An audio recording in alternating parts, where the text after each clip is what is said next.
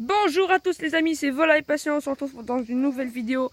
J'espère que vous allez bien, en tout cas moi ça va super bien. Donc on va se faire une petite vidéo, comment élever facilement des poules. Alors des poules, on peut avoir des poules, 3 poules, on peut avoir une poule. Ne jamais mettre une poule seule, voilà, première règle. C'est toujours bien d'en avoir deux, comme ça elles se tiennent compagnie.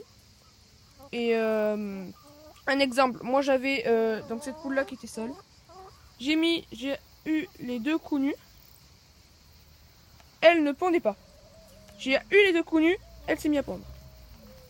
Donc voilà, c'est vraiment mieux d'en avoir deux. On va attendre que la voiture elle passe. Donc voilà, on va commencer par... attendez, je vais me mettre à l'ombre parce que là, franchement, je crame. On va se mettre là. Donc voilà. Donc on va commencer par le poulailler.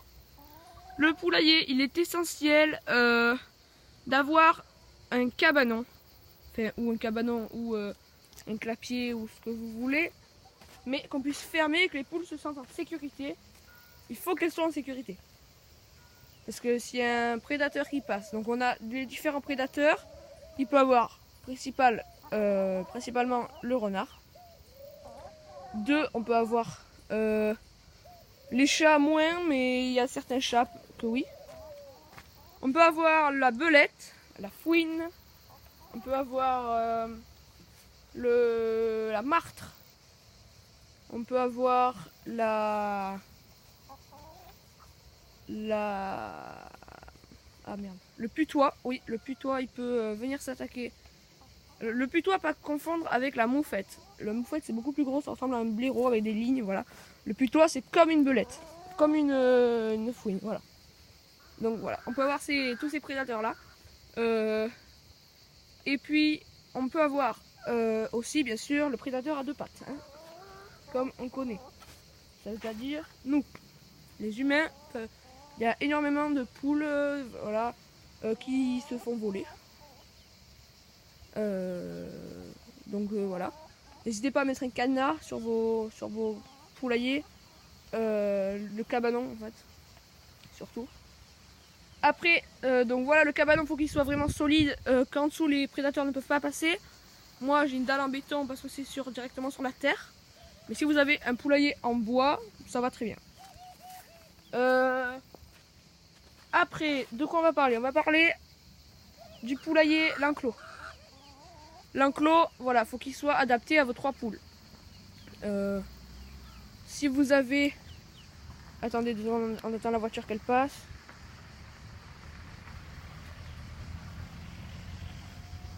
Voilà, c'est bon, elle est partie. Elle est partie.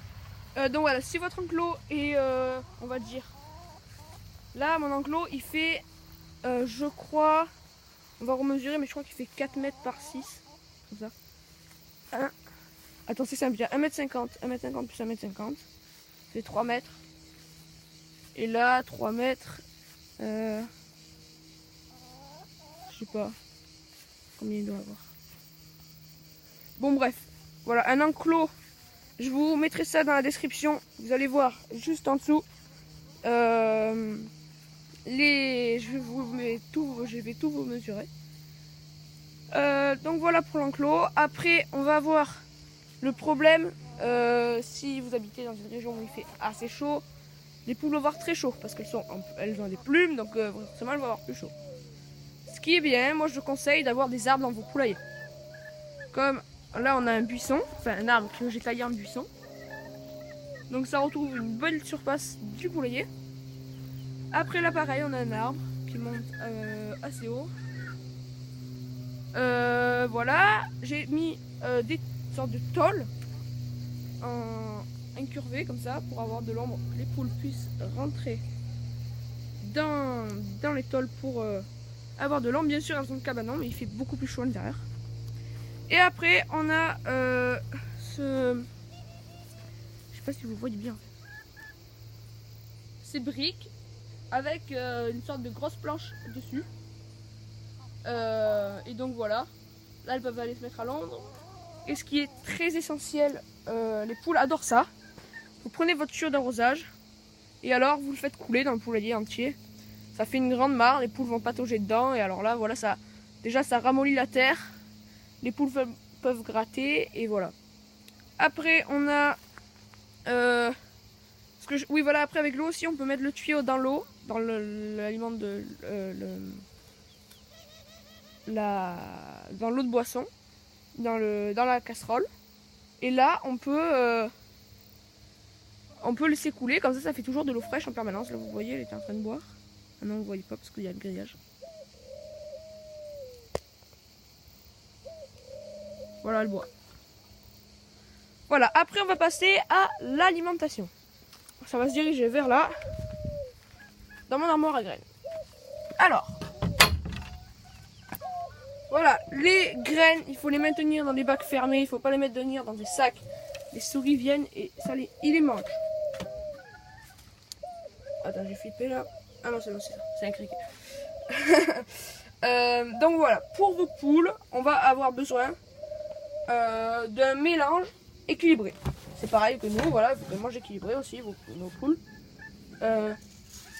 Donc, je vais vous montrer ce que je donne à mes poules. Moi, c'est un mélange. On va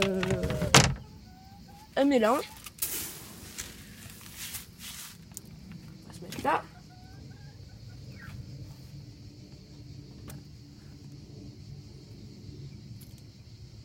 Donc, vous pouvez apercevoir du maïs, du blé.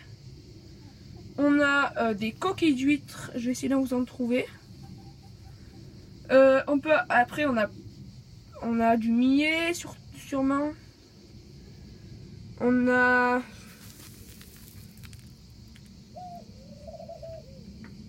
Alors moi je suis pas un grand connaisseur dans la graine, hein, mais voilà, c'est un mélange assez équilibré. Là on a de la coquille d'huître. Très important pour les minéraux et le calcium pour les coquilles d'œufs de vos poules. Qu'après ils puissent, s'il manque de ça, en fait les œufs vont... il va y avoir de la coquille molle. C'est-à-dire qu'il n'y aura pas de coquille. Il y aura une sorte de film et après ça va se casser. Donc voilà, on a vraiment un mélange équilibré pour les poules. Ça, il y a des graines qui tombent sur le sol aussi. Donc voilà, ce mélange équilibré pour vos poules. Et après, donc ça, surtout à maintenir dans des bacs plastiques ou comme vous voulez. Mais vraiment fermés, aucun parasite à l'intérieur. Voilà, parce que ça peut donner des maladies après. Donc voilà. La nourriture, c'est très... Moi je déconseille de la mettre au sol. Je la mettais au sol avant, je la mets toujours au sol parce que... Voilà, parce que les poules en fait me mettent au sol. Donc moi j'ai fait des gouttières, j'ai pris une gouttière et alors je mets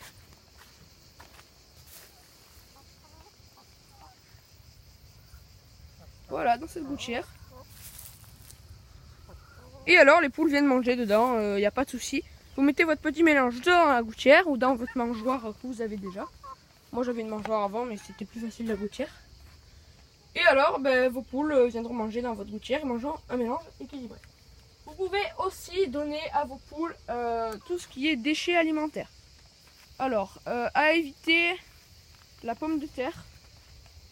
Après, vous pouvez mettre tout ce qui est fruits, légumes. Bien sûr, pas ce qui est citron, agrumes, bananes, kiwi. Voilà, toutes ces épluchures un peu... que les poules logiquement ne mangeront pas. Prendre des croûtes de pastèque, melon et tout, elles vont adorer. Tous les fruits bien juteux de l'été, les légumes, voilà. Ça, une poule peut manger jusqu'à 150 kg de déchets alimentaires par an. Donc c'est énorme. Donc c'est pour ça que c'est bien de mettre des déchets, ça fait un complément alimentaire. Et en même temps, ça vous débarrasse de vos sacs poubelles trop pleins. Voilà. Et donc,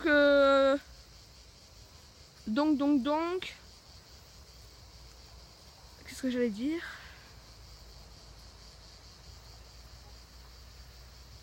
Attendez, je réfléchis. Après voilà, faut qu'elles aient toujours de l'eau en permanence fraîche. Parce que là, une poule, ça peut vraiment mourir de soif très rapidement. Hein. Voilà. Donc après, pour le poulailler de l'intérieur, l'aménagement, j'ai fait une vidéo, n'hésitez pas à aller la regarder, comment aménager son poulailler. Donc c'est simple, hein. Vous regardez ma vidéo et vous trouverez de l'inspiration. Ouais, voilà. Après, n'hésitez pas toujours à regarder les nids de guêpes. Si vous avez des nids, des araignées dans vos poulaillers, n'hésitez pas à les enlever, c'est de la propreté et surtout de l'hygiène. Voilà. Là, comme vous pouvez voir la gouttière, comme ça, les poules viennent manger dedans. C'est cool aussi d'avoir l'eau directement dans le poulailler, un tuyau. Voilà. Et après, ce qu'il faut pour la construction du poulailler, donc on a les piquets, le grillage, il faut des tendeurs bien sûr au niveau du grillage pour le tenir solide. Et après, il faut, et c'est extrêmement important, d'enterrer le grillage dans le sol.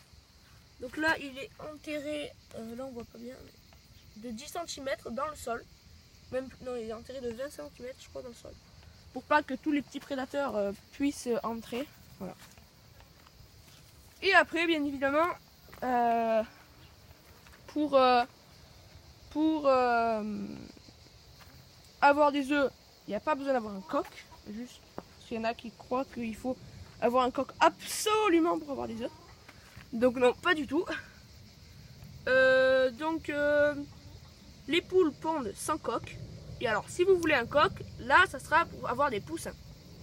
Et même si vous pouvez avoir un coq sans avoir de poussin, parce que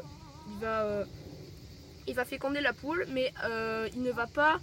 Si vous enlevez les œufs tout le jour aux poules, qu'elles viennent de pondre, elles ne se mettront pas à couver. Donc voilà. Vous pouvez avoir très bien un superbe coq sans avoir de poussins si vous n'avez pas envie. Et après, si vous voulez avoir des poussins, vous pouvez laisser les œufs et alors là, la poule se mettra à couver. Donc voilà, c'était une petite vidéo pour vous présenter l'élevage de la poule facilement. Je vous ferai juste après cette vidéo là une petite vidéo sur les races de poules pondeuses. Après on a ornementales et les poules naines. Voilà, après enfin, on a plein de races de poules différentes. Je vous ferai une petite vidéo là pour les gens qui vont débuter à choisir, pour choisir et remettre des nouvelles poules dans vos poulaillers. Donc on a beaucoup la poule d'ornement qui se développe en ce moment. Mais la poule fermière reste la meilleure poule de ponte, pardon. Après ça dépend si on a d'autres poules d'ornement qui pondent bien. Et donc la counue, je voulais préciser un petit truc sur la counue. Donc c'est une, enfin c'est pas une, elle est pas, on va pas dire, elle est pas belle, mais je trouve ça assez rigolo. Voilà, avec son petit cou là.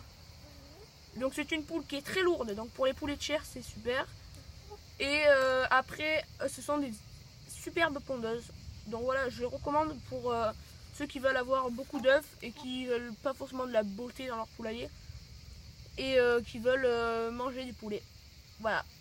Donc la poule counue est une belle poule, une bonne poule pour vos critères. Voilà, donc comme je vous dis, on fera une autre vidéo sur les races de poules.